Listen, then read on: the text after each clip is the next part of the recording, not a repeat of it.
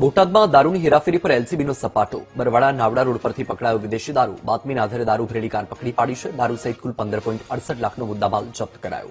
પોલીસે જોઈને આરોપીઓ કાર મૂકીને ફરાર થયા. પોલીસે ફરાર આરોપીઓની શોધખોળ હાથ ધરી છે. આપને જણાવી દઈએ કે બોટાદમાં દારૂની હેરાફેરી પર એલસીબીએ સપાટો બોલાવ્યો છે અને આ જ દ્રશ્ય તમારી ટીવી સ્ક્રીન પર તમે જોઈ રહ્યા છો.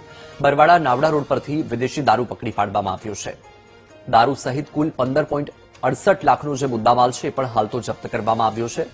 પોલીસને જોઈને આરોપીઓ કાર મૂકીને ફરાર થઈ ગયા. પોલીસે ફરાર આરોપીઓની શોધખોળ હાથ ધરી છે. વધુ માહિતી આપી રહ્યા છે સંવાદદાતા રાજુ બારૈયા. રાજુ, બરવાડા નાવડા રોડ પરથી વિદેશી દારૂ પકડાયો છે, આરોપી તો ફરાર થઈ ગયા. કાર્યવાહી શું, માહિતી શું? ભાવનગરમાં ડુપ્લિકેટ દારૂનો કાંડ બાદ બોટાદ પોલીસમાં એક્શનમાં આવ્યું છે. બોટાદ એલસીબી પોલીસે બરવાડા નાવડા રોડ ઉપર એક વિદેશી દારૂ ભરેલી કારને ઝડપી પાડી છે.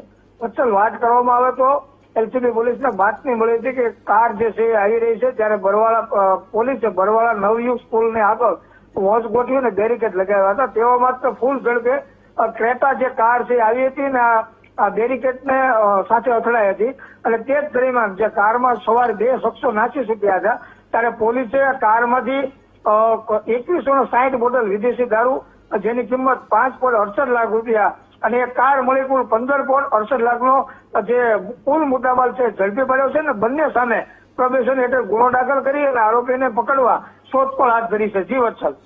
માહિતી બદલ આભાર રાજુ.